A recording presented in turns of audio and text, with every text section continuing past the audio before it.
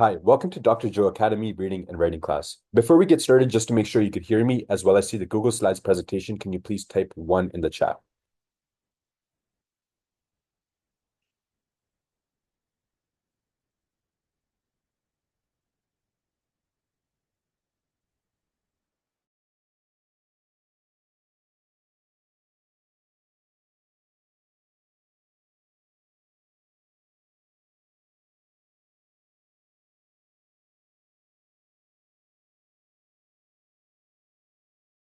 Okay, so I just sent the link into the chat for the Google Slides. We'll go through the vocab first, and then we'll get into the creative writing prompt. All right, so Liam, can you go ahead and read the first word?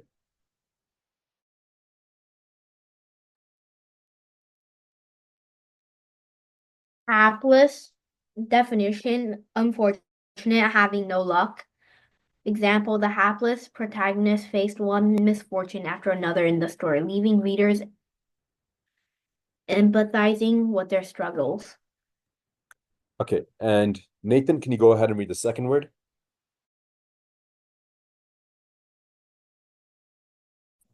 Mm. Histrion, histrionic. Definition: overly theatri theatrical or melodramatic in character or style. Pronunciation: histrionic. Example: her histrionic reaction to the news startled everyone as she dramatically fell to her knees in despair.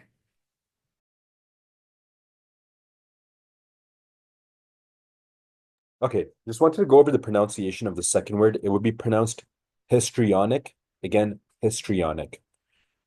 All right, and Ethan, can you go ahead and read the third word? Yeah, who, oh wow. Hubris, definition: excessive pride, arrogance, or self-confidence, often leading to downfall. Example: his hubris prevented him from seeking help, believing he could conquer any challenge on his own. Okay, and Liam, can you go ahead and read the last word? Hedonist.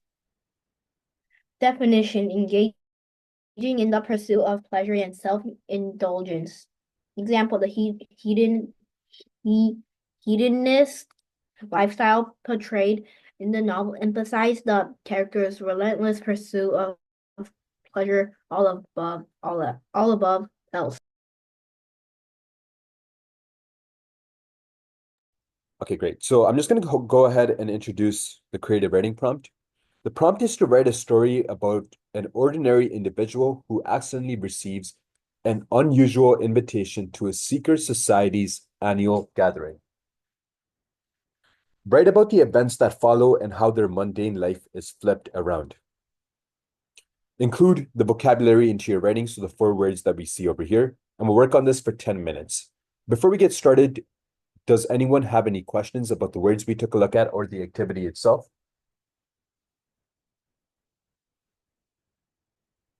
Okay, Austin, I see that you just joined in. I want to quickly go over the prompt. The prompt is to write a story about an ordinary individual who accidentally receives an unusual invitation to a secret society's annual gathering.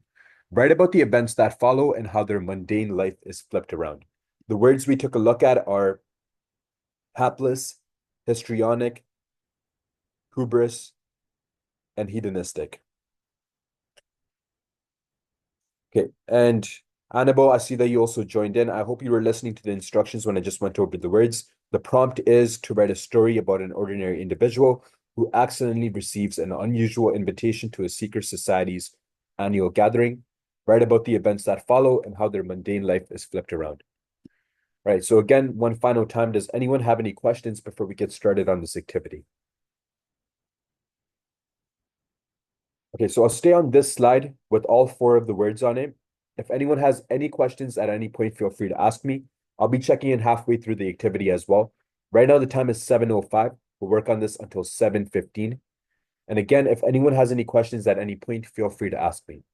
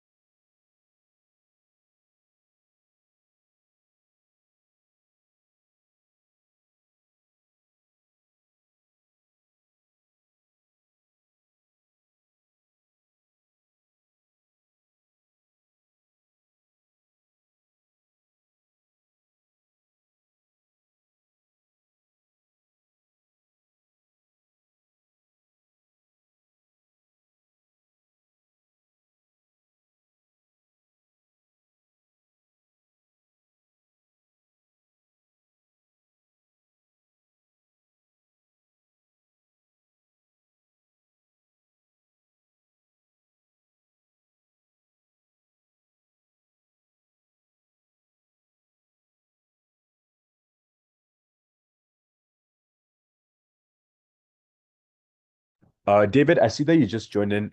Let me just go ahead and send in the link.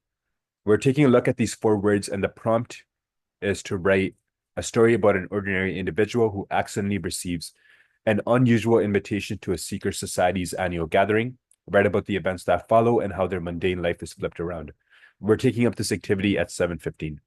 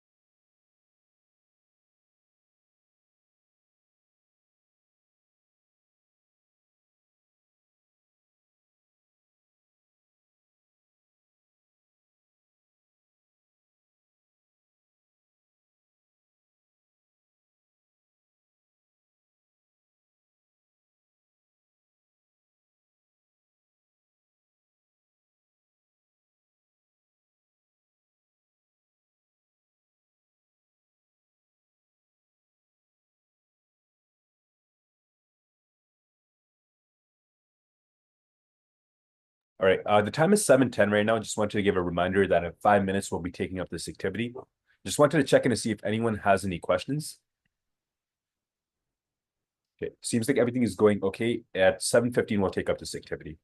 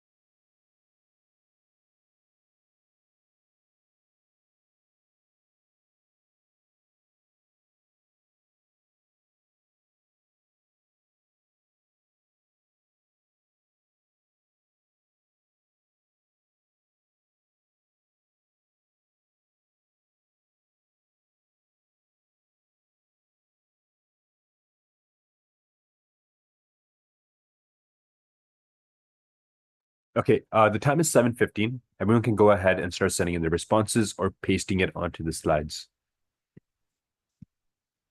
Oh, sorry.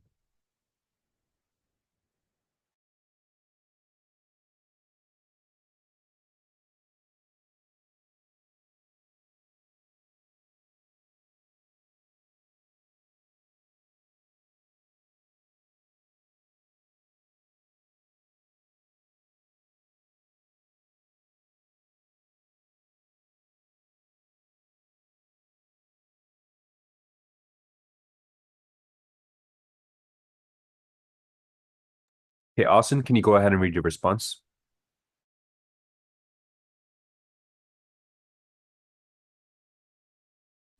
One dreary afternoon, hapless office worker Sam stumbled upon an ornate envelope tucked between the pages of an old library book, inviting him to the annual gathering of the Society of the Eclipse. Intrigued yet bewildered, he decided to attend, only to find himself amidst a group of histrionic members clad in extravagant costumes, each exuding an air of hubris as they discussed their hedonistic pursuits. As the night unfolded, Sam was swept into a whirlwind of eccentric rituals and clandestine games that challenged his mundane existence, forcing him to control his own desires and ambitions.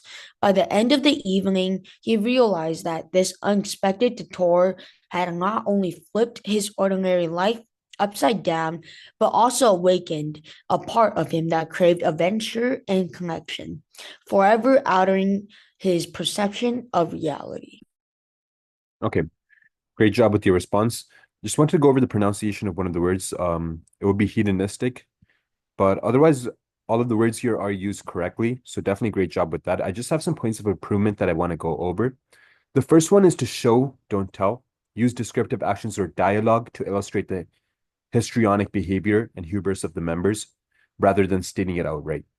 Pacing. Expand on Sam's internal conflict or hesitation before attending to build suspense. Character depth. Include brief details about Sam's mundane life to create a stronger contrast with the extraordinary events. And for immersion, you can add sensory details about the gathering. So, for example, sounds, smells, anything that is going to be able to help enhance the atmosphere. And Austin, do you have any questions about the provided feedback? No. Okay. Nathan, can you go ahead and read your response? Hapless man goes to check his mail and finds an invitation to a secret society's annual meeting. He is very subscribed and surprised and histrionic. When he arrives at the meeting, everyone is happy to see him, but he doesn't have hubris. Everyone else is hedonistic and has a fun meeting. Others want the man to work for them. He was glad to hear them. He had a successful and happy life. Okay, great job with your response. I just want to go over adding in more details. And I do notice that you started writing, like I did notice that you started writing after or like near the end of the 10 minutes. So please make sure you're using your time effectively.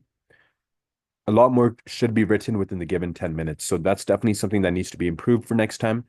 And then in terms of your overall story, there are certain points we can take a look at for further improving it. Starting off with pacing. So as we can imagine, the story does move quickly. It takes time to flesh out key moments. So you have to put the time into that. You can't rush it at the last 2 to 3 minutes before the take up. So flesh out key moments like the discovery of the invitation and his experience at the meeting to build engagement. The conclusion also feels rushed. Explain why the man's new role makes him happy and how it transforms his life. The goal here is to not only include the words, we also have to write a story that actually has a flow to it and a purpose to it. For immersion, of course, as I mentioned before, as well, add sensory details. This would be helpful to anyone. Sights, sounds, smells, all are beneficial for creating great imagery. Consistency. Clarify why the man is happy to work for the society. Does it align with his values, or is he simply swept up in their world?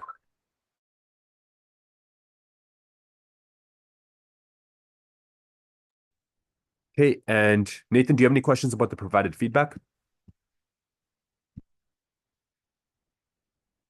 No. Okay. And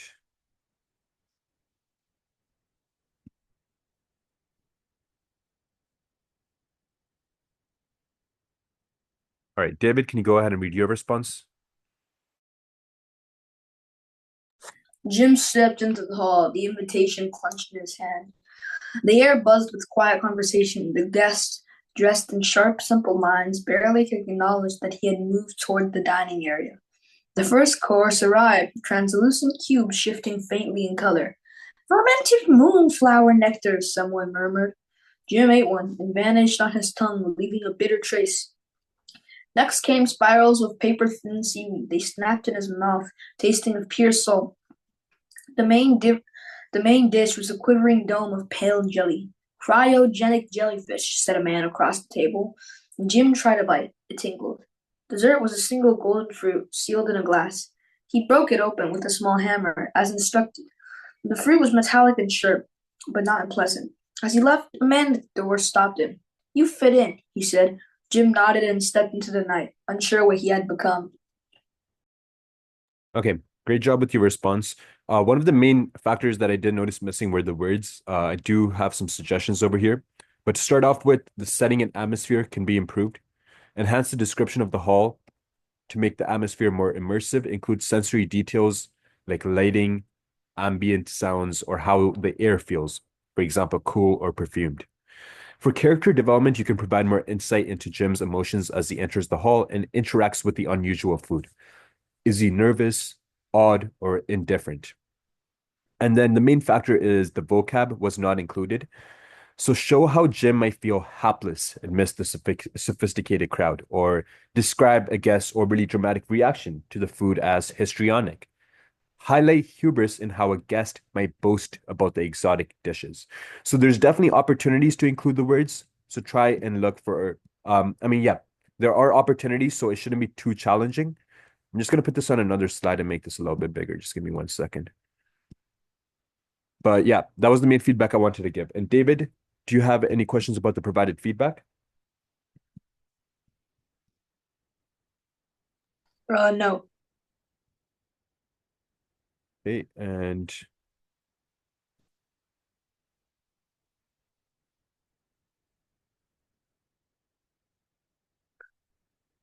okay, Liam, can you go ahead and read your response? The big city of LA, there was a man named John. He now has a very hedonic lifestyle, but that would soon change. One day he receives a letter from secret society. As he opens it, he gives a histrionic reaction and his parents ask what happened, but he decides to keep it a secret. In the letter, it tells him to go their annual banquet. So tonight he decides to go. However, due to being very hubris and hapless, he would soon find himself walking straight into their trap.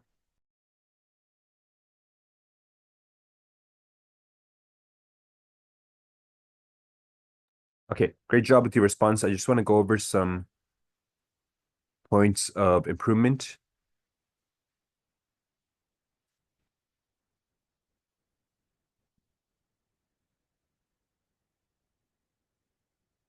Okay. All right, so to further improve this, you can highlight his hubris through actions or thoughts, such as overconfidence in his ability to handle the secret society or underestimating the situation. Even with the hedonistic lifestyle, provide specific examples of John's hedonistic behavior, excessive partying, indulgent habits. And the reason I'm giving these ideas is because a lot of it feels directly told to the audience. Doing this would allow you to show more to the audience as well. Uh, for the trap setup, you can expand on the trap element to build suspense. Hint at suspicious details in the letter or describe the foreboding atmosphere as he heads to the banquet. For flow and grammar, refine sentence structure for smoother readability. For example, in Los Angeles, a man named John led a hedonistic lifestyle, but everything was about to change. And Liam, do you have any questions about the provided feedback? No, thanks. Yeah, no worries. Okay, and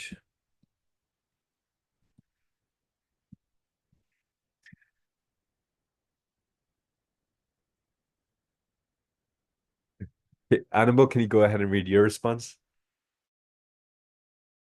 Louis was walking down the street on a very cold day when he slipped on the ice. He got up, grumbling of his hapless fortune. He looked up to find that he had tumbled all the way to the mail station.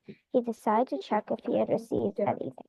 Surprisingly, he had received a letter. He quickly ripped it open, and to his surprise, the letter contained an invitation to an annual gathering of a mysterious society. Curious, he attended. He found himself at a party filled with histrionic people, all inviting him to exciting adventures and games. When the evening ended, Louis found himself wanting even more adventure, unlike his own mundane life.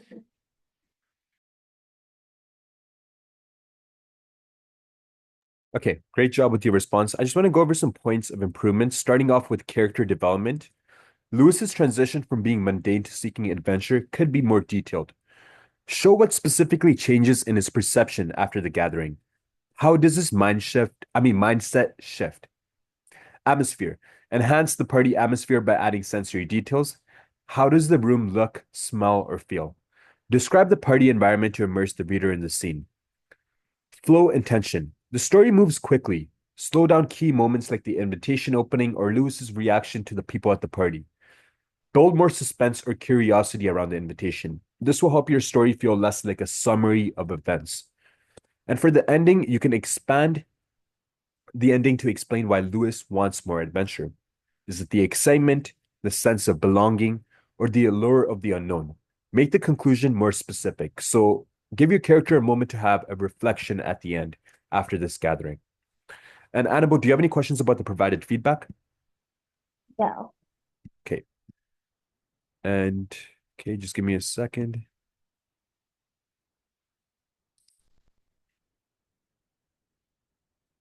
Okay, Ethan, can you go ahead and read your response? All right. Bartholomew stood by his wardrobe, utterly perplexed by the phrase. Dressed as your true self, Diddy. Oh, huh. So it's just a Diddy party or something? He pondered to himself. Should he wear his usual office attire, sensible trousers, and a button-down shirt? Or was there a deeper meaning? He considered wearing something more eccentric, something bold, but quickly discarded the idea. After all, he was an accountant, not a creative soul. In the end, he chose a simple navy blazer, the one he wore for meetings, but with a twist. He added a pocket square for flair just in case. After all, it wasn't like he had a second chance to make a first impression at a secret society's annual gathering, right? Little did he know his modest decision would be the least surprising part of the evening to come. Bang, bang, bang!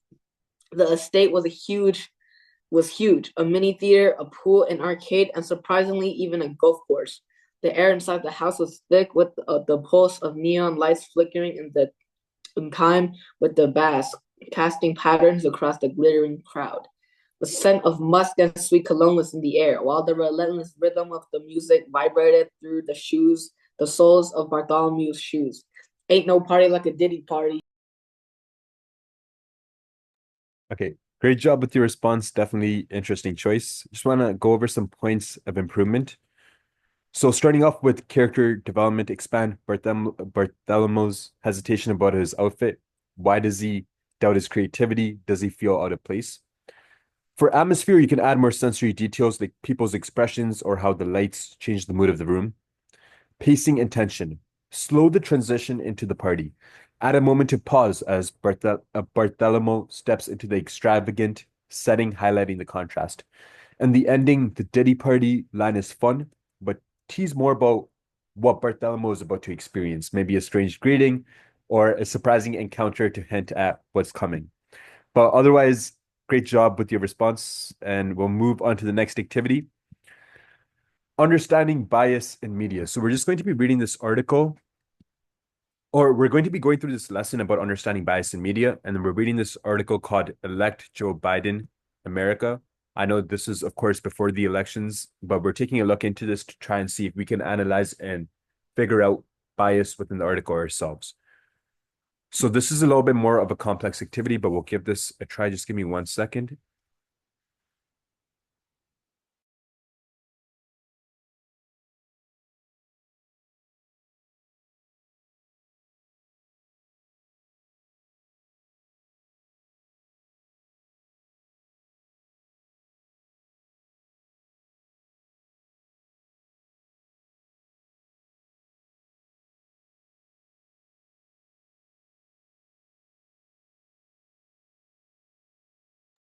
All right, so we'll start off with the lesson, Understanding Media Bias. How credible are your sources? In this article, we'll discuss the ins and outs of media bias, including how to recognize it, the different types of bias, and the main issues it causes for media consumers. As a society, we consume a lot of different media. To put this into perspective, the global consumer spends over 7.5 hours a day with media on average. We rely on it as a news source and as cultural entertainment, and we often assume that what we're consuming is pretty reliable. However, this assumption isn't accurate, as media bias is rampant across all of the three main media channels: broadcasting, publishing, and most definitely the internet. For this reason, it's smart to learn how to consume media with a more critical eye. It is almost impossible for an individual or outlet to have no biases whatsoever, but some media outlets will take this to the extreme and publish extremely biased content. To help you understand media bias, we'll talk you through the most important or the most common types and why it can be a problem, and offer some advice on how to recognize them more easily. Oh.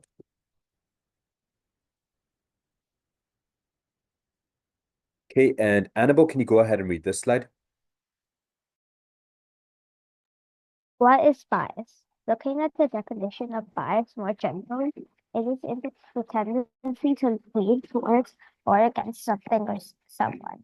The direction in which you lean can be influenced by factors such as your background, culture, and personal experiences. Sometimes bias is something you're aware of, and this is known as explicit bias. But implicit or unconscious bias is something you don't realize you have. So what can biases do? Well, they can cause you to typecast people or groups, even if the social categorism is not factually accurate or reflective of your conscious views.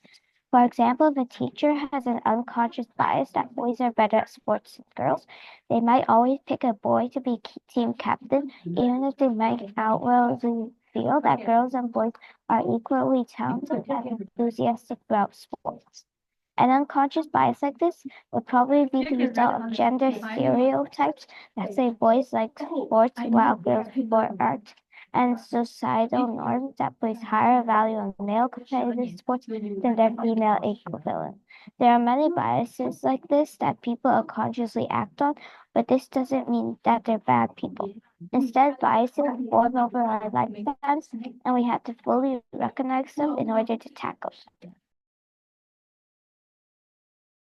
Okay, and Austin, can you go ahead and read the second slide?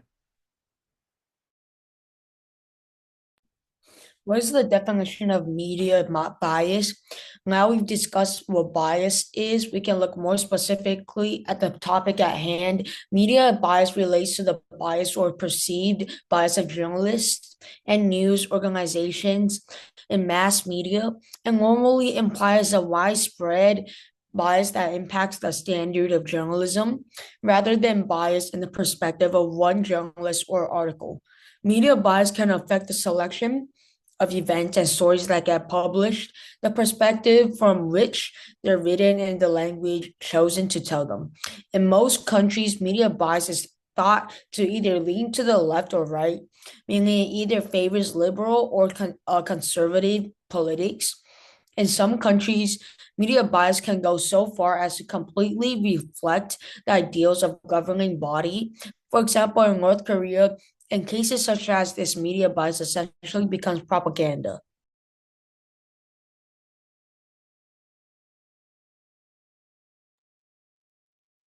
Okay, and David, can you go ahead and read this slide?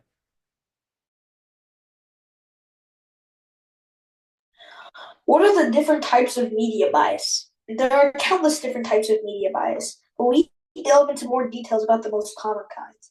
We source this information from all sides, a media outlet that provides media bias ratings, balance news, and diverse perspectives. Spin. This is a type of media bias where the journalist strays away from the objective fact and puts a certain spin on the story that dramatizes it or places it out of context. Bias by omission. If a media outlet chooses not to write certain stories, or they leave out relevant information or perspectives on purpose, this is bias by omission. Unsubstantiated claims. This is when the journal makes claims without using data or evidence to prove their point. And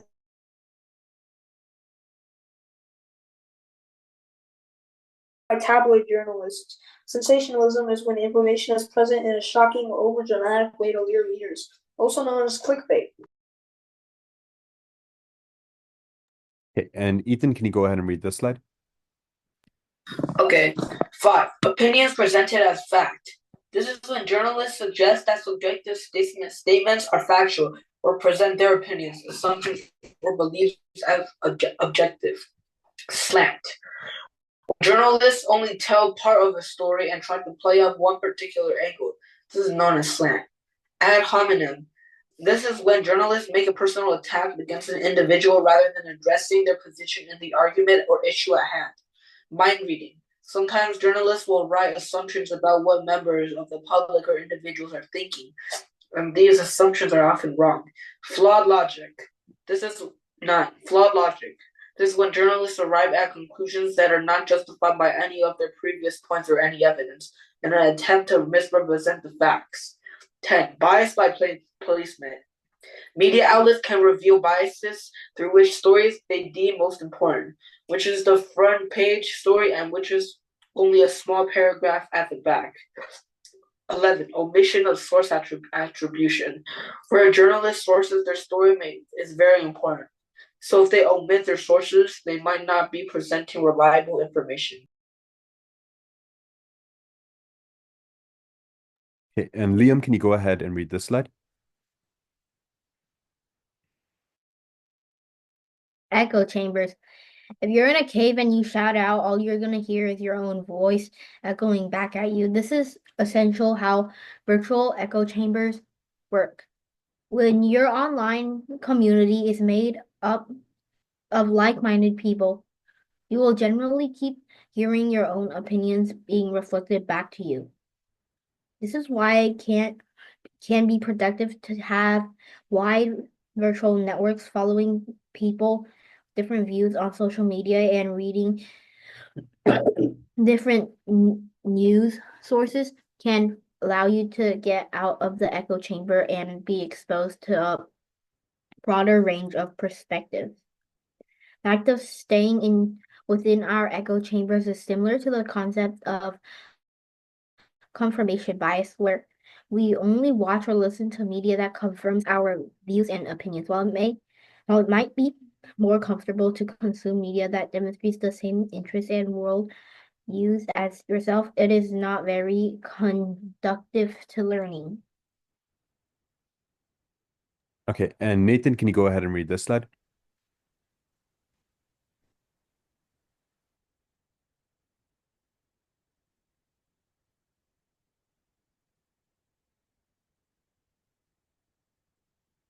Nathan, can you go ahead and read this slide? Issue relate to social media.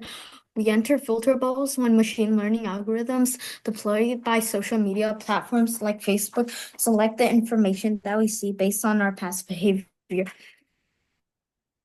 Knowingly viewing filtered information most of the time, even though we might think that we're getting the full picture. Seeing filtered information and becoming isolated from disagreeable stories means that we become more biased in our worldview. We might believe that more people should ask us than is actually true. We might be less willing to have productive conversation with those who disagree with our opinions.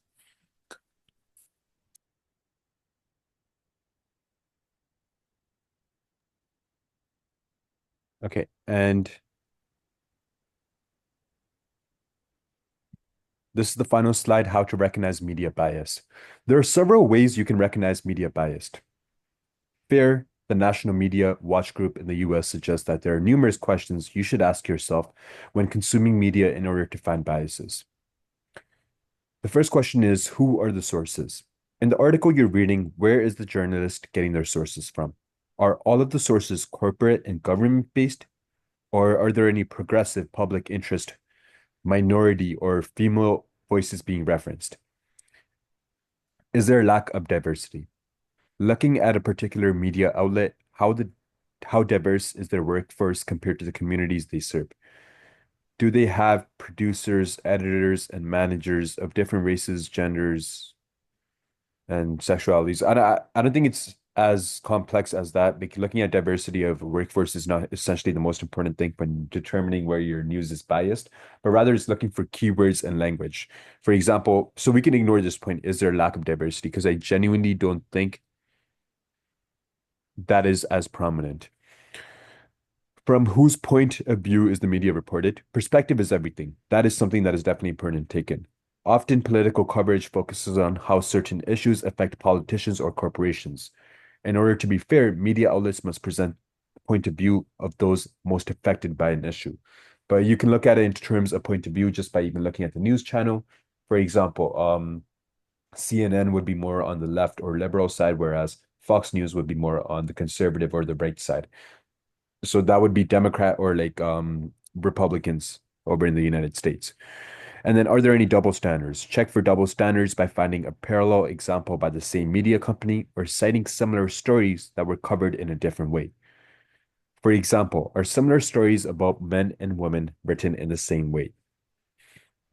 All right, so we're going to come into an article analysis. I'm just going to send in this link over here. This article is one that is a little bit more on the bias side, and we're just going to kind of take a look into it to figure out the bias. It is a fairly biased article, in my opinion, so it is easy to pick up on these points. Not to say anything that they say in the article is wrong, but rather that it is a biased article.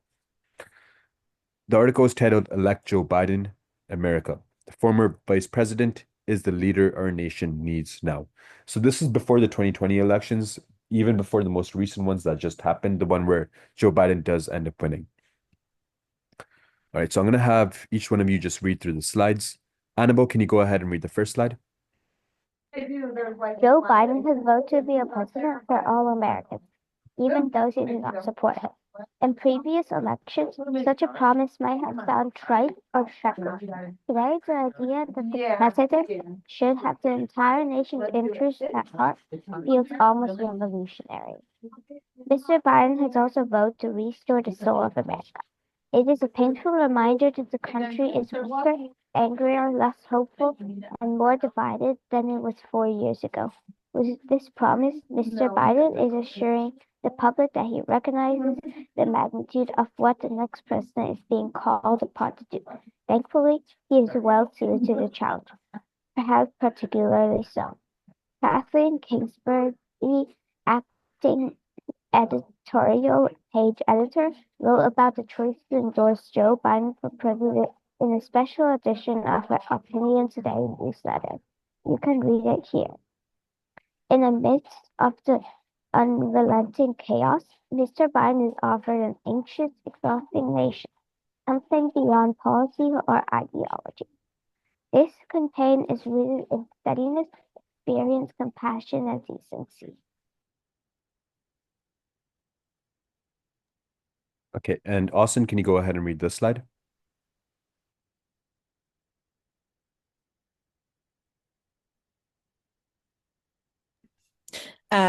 President Biden will embrace the rule of law and restore public confidence in democratic institutions. He will return a respect for science and expertise to the government. He will stock his administration with competent, qualified, principled individuals. He will stand with America's allies and against adversaries that seek to undermine our democracy. He will work to address systematic injustices. He will not court foreign autocrats or give comfort to white supremacists. His focus will be on healing divisions and rallying the nation around shared values. He will understand that his first duty always is to the American people. But Mr. Biden is more than simply a steady hand on the wheel. His message of unity and pragmatism resonated with Democratic voters who turned out in large numbers to elevate him above a sprawling primary field.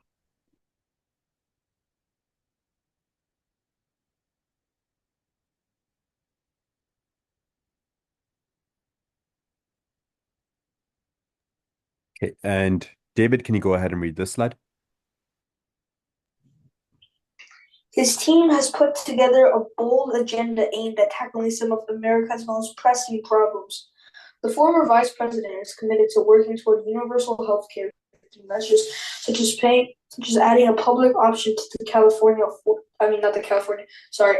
Care Act, which he played a significant role in passing, lower the cost for Medicare eligibility to 60 years old, and cutting the cost of prescription drugs. He realizes the fateful threat of climate change and has put forward an ambitious $2 trillion plan to slash carbon emissions, invest in a green economy, and combat environmental racism. Mr. Biden will not be morphing into an ideological maximalist anytime soon, but he has acknowledged the current trifecta of crises, a lethal pandemic, an economic meltdown, and racial unrest, calls for an expanding governing vision. His campaign has been reaching out to a wide range of thinkers, including former rivals, to help craft more dynamic solutions. In midsummer, he rolled out an economic recovery plan dubbed "Build Back Better," rolled out an with proposals to bolster American manufacturing, spur innovation, build a quote clean energy economy end quote, advance racial equity, and support caregivers and educators. His plan for fighting the coronavirus includes the creation of a public health job corps. Progressives who want even more from him should not be afraid to push. Experience is not the same as stagnation.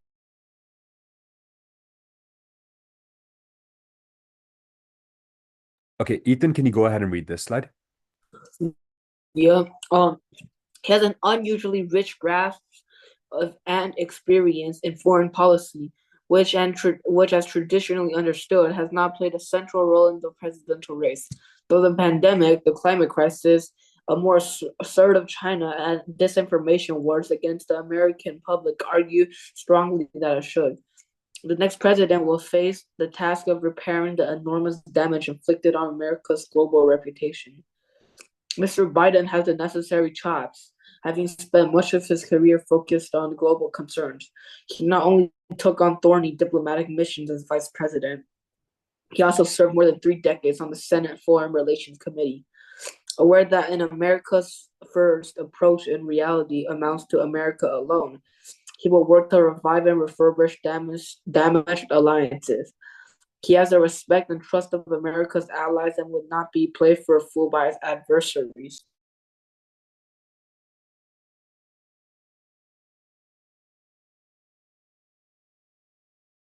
Okay, and Liam, can you go ahead and read this slide? Certainly not all of Mr. Biden's foreign policy decisions through the decades took sage in hindsight, but he has shown foresight in key moments. He fought a rear guard action in the Obama White House to limit the futile surge in Afghanistan. He was against the 2011 intervention in Libya and skeptical of committing American troops to Syria. He opposed renewing the Foreign Alliance Surveillance Act in 2007 and 2008 because they gave the government too much power to spy on Americans. He supported closing the prison at Guantanamo Bay. Little wonder that he is the backing of who foreign policy community and national security officials from both parties. Mr. Biden is not ideological pursuit or bomb thrower. Some will see as a shortcoming or hopelessly naive. Certainly, it's unlikely that if Republicans retain control of the Senate, their leader, Mitch McConnell, will abandon his policy of fanatical obstruction of any Democratic president.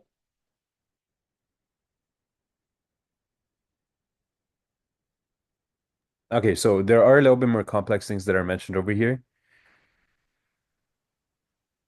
But just to kind of go over it, like, sorry, my apologies. Thought I turned this off. Sorry for that. Yeah, I just wanted to go over certain different concepts. Just looking over here.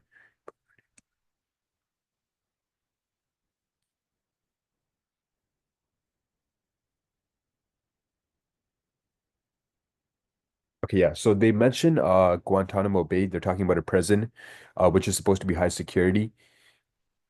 And he was in support of closing that. And then they talk about the Foreign Intelligence Surveillance Act because it talks about how the government had too much power to spy on Americans. So all of these acts they're mentioning Biden's connection to it. I just want to make sure everyone kind of is picking up on the examples of bias. I want to make sure no one's kind of missing out on this because we need to reference these exact facts in the article. All we're seeing here is positive things that Biden has done. Even if it's not exact accomplishment. He opposed renewing the Foreign Intelligence Surveillance Act in 2007 to 8. We don't see much to back up this information, or he supported closing the prison at Guantanamo Bay. So rather, it becomes almost just listing anything accomplishable or anything achievable that the person has done. So that is where we're able to pick up bias.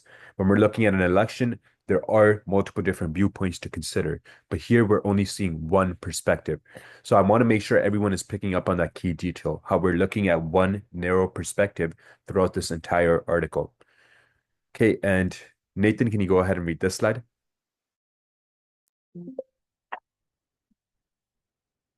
That said, as the emissary often dispatched by President Barack Obama to deal with Republican lawmakers during tough legislative fights, has an intimate experience with the partisan gridlock crippling Congress.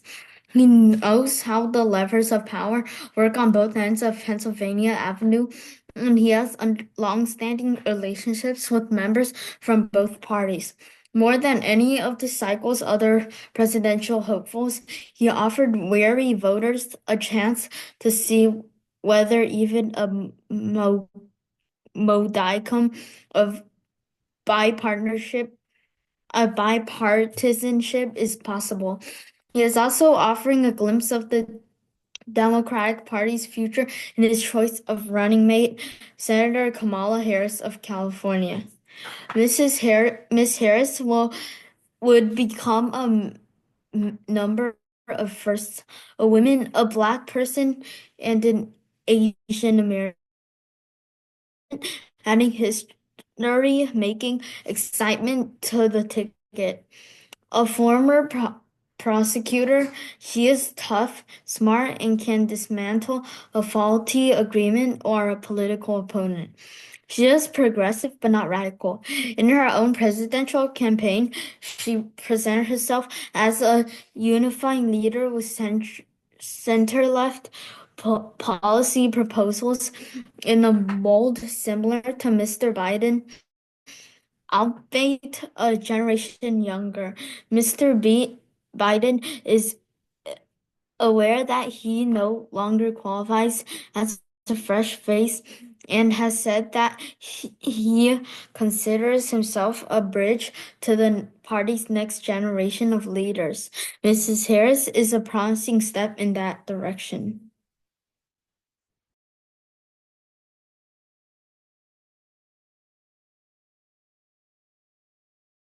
Okay, and Annabelle, can you go ahead and read this slide? If he wins the election, Mr. Biden will need to take his governing agenda to the people, all the people, not just his party's loudest and most online voices.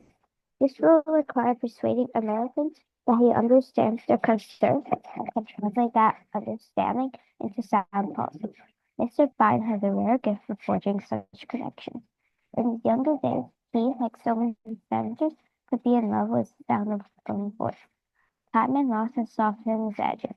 He speaks a language of suffering and compassion with a raw intimacy. People respond to that across lines and race and class, ever more so in this moment of uncertainty. The father of the police shooting victim, Jacob Blake, described his phone conversation with Biden as full of love, admiration, caring, and one of the most recent examples of the former vice president's hard-earned empathy. Mr. Biden knows that there are no easy answers. He has experience, temperament, and character to guide the nation through this valley into a brighter, more hopeful future. He has our endorsement for the presidency.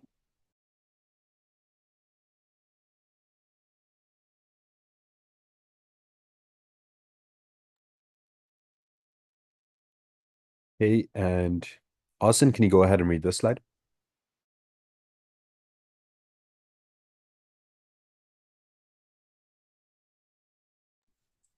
When they go to the polls this year, voters aren't just choosing a leader. They're deciding what America will be. They're deciding whether they favor the rule of law, how the government will help them weather the greatest economic calamity in generations, whether they want government to enable everyone to access to health care, whether they consider global warming a serious threat, whether they believe that racism should be treated as a public policy problem. Mr. Biden isn't a perfect candidate and he wouldn't be a perfect president. But politics is not about perfection.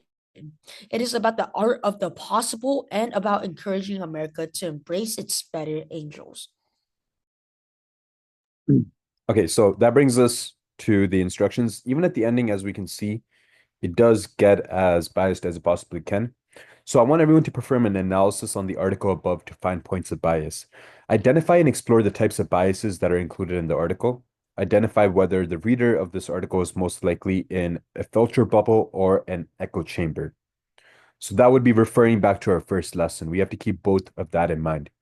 Use your findings to determine how this bias might impact or influence readers. Explore potential solutions for readers to avoid bias. So there should be 2 different paragraphs to your response. In total, we're working on this for 15 minutes. Before we get started, does anyone have any questions about this activity?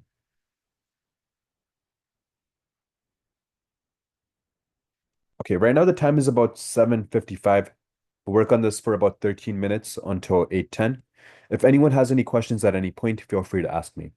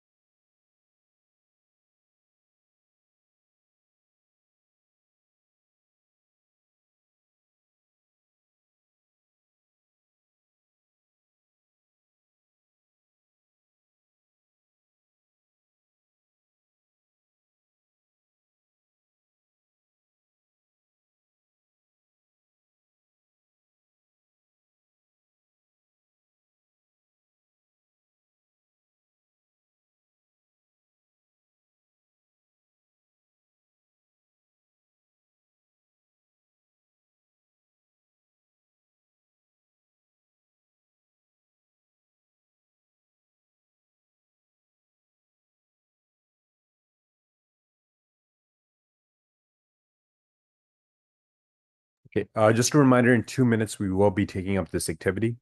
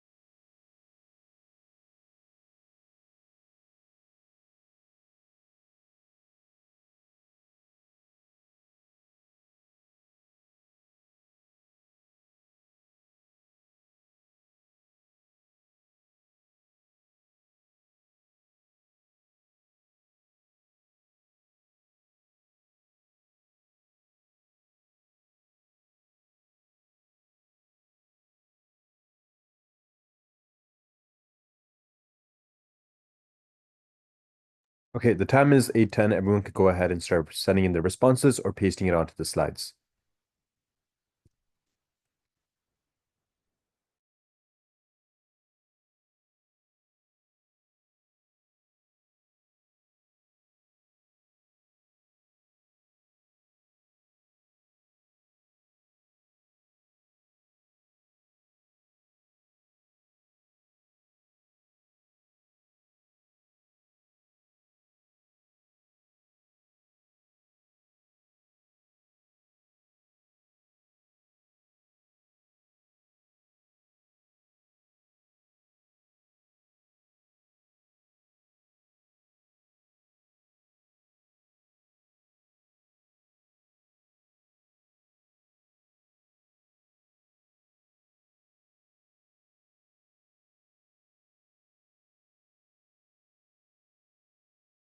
Okay, David, can you go ahead and read your response?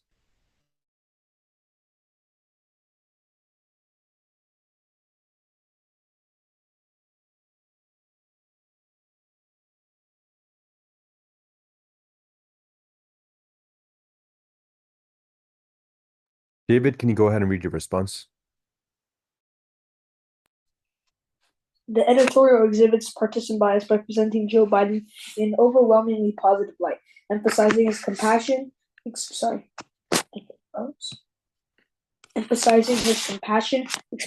and steady leadership while minimizing or omitting criticisms of his policies or past decisions. It reinforces a specific perspective, often using emotionally charged language like, quote, healing divisions or restoring the soul of America, which may resonate strongly with readers who already share these views. By excluding substantial counter-arguments or critical assessments, the article risks creating an echo chamber where readers are exposed only to perspectives that reinforce their existing beliefs without engaging with opposing viewpoints. Okay, great. I want to just go over some points of improvement. So to start off with, you can include specific examples of positive language or omissions in the article. For example, phrases that emphasize Biden's strength. In terms of tone and emotional language, briefly explain how emotionally charged phrases influence the reader's emotional response. For counter arguments, mention possible counter arguments that could have been included to balance the article. And then for echo chamber, clarify how the opposing viewpoints contribute to the echo chamber effect. Okay, and David, do you have any questions about the provided feedback? No. Okay, and Nathan, can you go ahead and read your response?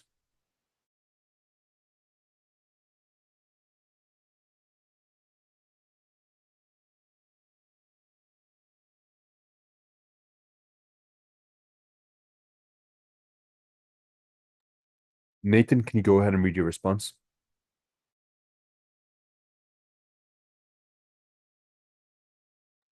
This article is proposing that Americans should vote for Joe Biden. Although all of the points are correct, the reading never said Joe Biden's weaknesses and reasons why he shouldn't be president. He is very old and frail. This reading makes the readers biased and want to vote for Joe Biden. This is a filtered bubble because it lists the good facts about Joe Biden. For a reader to avoid being biased, they should read an article about why people should vote preferences. They should vote based on their opinion, not objective facts. Okay, great job with your response. I just want to go over some points of improvement. Just paste this in over here. All right, to start off with weaknesses, instead of just mentioning Biden's age, provide specific criticisms that are commonly discussed in political discourse. Filter bubble. Clarify how the article reinforces one viewpoint by only focusing on positive aspects of Biden without addressing his opponents. Voting advice. Suggest voting based on informed decisions, drawing from both sides, not just personal opinions. So this could be more near your conclusion. And for opposing viewpoints, highlight how a balanced article could present both Biden's strengths and weaknesses to avoid bias. And Nathan, do you have any questions about the provided feedback? No. Okay. And all right, let me paste this in. Okay, I've only received David, Nathan, and Annabelle's response. So Austin, Liam, and Ethan, please make sure you are sending in your responses as well. It is 5 minutes past the take-up time. Annabelle, can you go ahead and read your response? This bias article is written from a specific angle.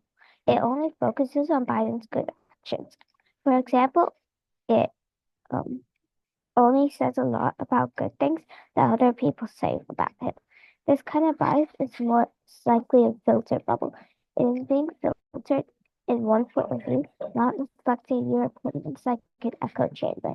This reader might not think Biden should be president. This article bias might convince that reader to vote for Biden. In order for the reader to avoid this, they should learn how to recognize bias. They should just do what they think is right. Okay, great job. I'm just going to go over some points of improvement. To the other three of you, please make sure you send in your response within the next minute or 30 seconds, I would say. As soon as I go over the points of improvement over here, if I don't have any more responses to take up, I'll just most likely be moving on to the next activity. And then you could just paste it in and I'll try and see if I have time after class. But for us to move on to the next activity, it's important you send in your responses right now. All right, and Annabelle, in terms of how to better improve this, you could be more specific by mentioning concrete examples of Biden's actions or policies that are presented positively rather than generalizing. So look for specific examples from the article.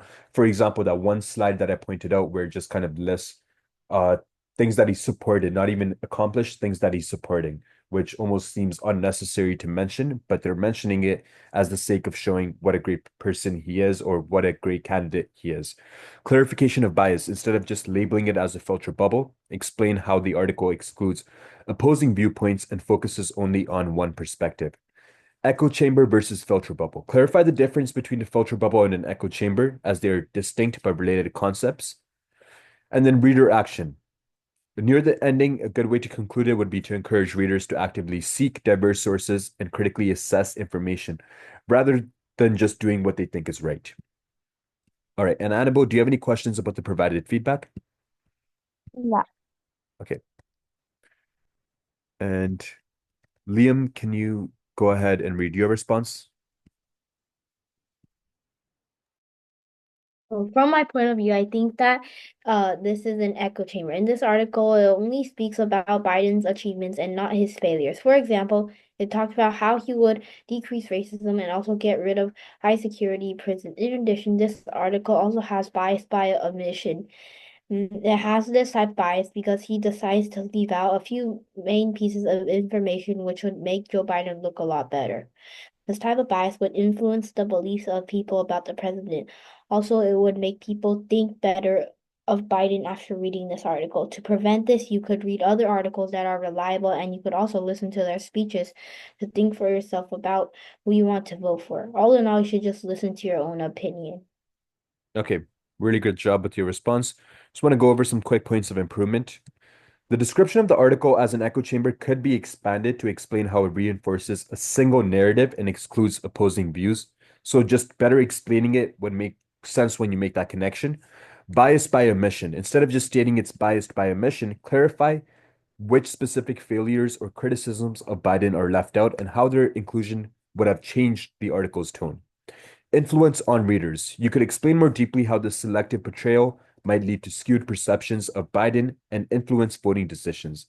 And reader action, you do show some action near the end, but you can also encourage readers to critically evaluate not just speeches and articles, but a variety of sources and viewpoints to make an informed decision. Again, just to like not generalize and give that specific. So rather rather than getting too specific, you could just give a general idea by saying variety of sources and viewpoints, because when you just say speeches and articles, it kind of pinpoints it to only a couple of different sources. But otherwise, good job with your response and the overall format. And then Ethan, I also received your response over here. Austin, I still have not received anything. Please make sure you are pasting your response onto the slide. And yeah, let's proceed with the take up for this. Give me 1 second.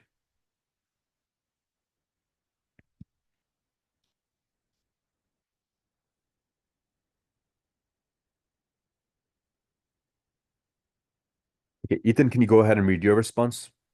Alright. The article presents a clear bias by strongly supporting Joe Biden's candidacy and framing his promises, like restoring the soul of America and unifying the country, as essential for healing national divisions. The language used, such as compassion, decency, and steadiness, emphasizes Biden's virtues while neglecting a balanced exploration of opposing viewpoints or the complexities of his policies. This selective framing promotes bias, reinforcing pre-existing beliefs among readers who already support Biden, without presenting a critical counter-narrative. The lack of coverage of potential flaws in Biden's approach or a fair comparison with his political opponents further skews the portrayal. This bias could push readers into a filter bubble where they only encounter viewpoints that align with their political preferences, limiting exposure to diverse perspectives. By consuming such articles in isolation, readers may become more entrenched in their ideological positions, making it harder for them to engage with opposing views. To avoid this, readers should seek out a variety of news sources, practice critical thinking, and engage with content from multiple political perspectives to ensure a more balanced understanding of current events. Okay, really good job with your response, especially going into the amount of detail that you did. I just have some small points of improvement. Starting off with evidence, provide specific examples from the article where Biden's virtues are emphasized and how this influences readers' perceptions of him. Balanced exploration. Instead of just stating that opposing viewpoints are missing, suggest specific topics or criticisms that could have been included for balance. And for filter bubble, clarify how this bias narrows readers' exposure to diverse perspectives, reinforcing a specific narrative. Okay. All right. And Austin, I still have not received your response. We're just going to go ahead and move on to the poetry interpretation activity. The poem we're going to be taking a look at is called When Great Trees Fall. We'll work on this until the end of class. I know this says 10 minutes, but we're not going to get to that, but I'm just going to introduce the activity. Write your interpretation on this poem. Make a connection to the poem that is text to text, text to world, or text to self. Identify a literary device with an example. So try and get as much of this done during the time you have after we read this poem. All right, I'm just going to go ahead and read it. When great trees fall, rocks on distant hills shudder, lions hunker down, and tall grasses, and even elephants lumber after safety. When great trees fall in forests, small things recoil into silence, their senses eroded beyond fear. When great souls die, the air around us becomes light, rare, sterile. We breathe briefly, our eyes briefly see with a hurtful clarity. Our memory, suddenly sharpened, examines, gnaws on kind words unsaid, promised walks never taken. Great souls die, and our reality, bound to them, takes leave of us. Our souls, dependent upon their nature, now shrink, wizened, our minds, formed and informed by their radiance, fall away. We are not so much maddened as reduced to the unutterable ignorance of dark, cold caves. And when a great soul die, after a period, peace blooms, slowly and always irregularly. Space is filled with a kind of soothing electric vibration. Our senses restored, never to be the same, whispered to us. They existed, they existed. We can be, and be better, for they existed. Okay, so you might want to read this poem 2 to 3 times by yourself as well. I know we only have about 5 minutes. Realistically, we're working on this exactly until 8:30, and then you can send your responses in or paste it onto the slide. Whoever has their responses sent in by 8:30, I'll give feedback after class. Also, while you're working on this, I'll go over the homework and the writing assignment. Before we get started, does anyone have any questions about this activity? Okay, again, as mentioned, we'll work on this until 8:30. Near the last 2 minutes of class, I'm going to just go over the homework and the writing assignment.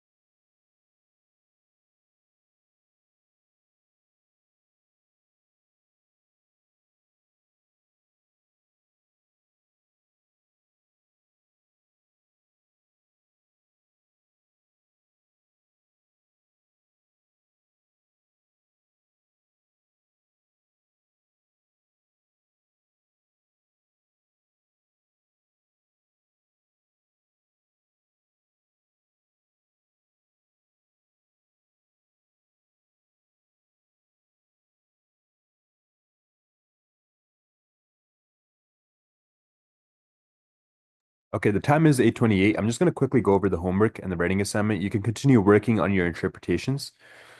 So complete the remainder of your writing activities. The homework is to use your creative writing prompt and to write a short story under 300 words. Apply the provided feedback to your writing activities. The main writing activity that's being assigned for the week, which is mandatory, is to do a media bias analysis report. So you would analyze a chosen article which you choose yourself. You would choose a recent news article from a reputable source. Ensure it covers a current event or a relevant topic. Reading and analysis. Carefully read the selected article, paying close attention to the language used, sources cited, tone, and presentation and information. Identify potential biases in the article based on the types discussed: spin, bias by omission, sensationalism. Take notes while reading. Analyzing the bias. Determine the types of bias present in the article and gather evidence supporting your analysis. Look for elements that indicate a leaning or perspective in the reporting. Consider the selection of sources, language, omitted information, or any other elements contributing to the bias. Drafting the report. Begin the report with a clear introduction, mentioning the chosen article's date, title, and source. Provide a brief overview of the topic covered. And this is how the report should be structured. First, the identification of the bias. Describe the biases or biases you identified and why you believe they exist in the article. Include specific examples or quotes. Impact and implications. Discuss the potential impact of the identified bias on the readers or the public. Explain why recognizing this bias is essential, and strategies for addressing bias. Offer suggestions or strategies to mitigate or counteract the identified bias. And then finally, the conclusion, where you would summarize the key points of your analysis and findings. This should all be under 750 words, and make sure you maintain a formal tone and ensure clarity in your writing. Use evidence from the article you choose as well.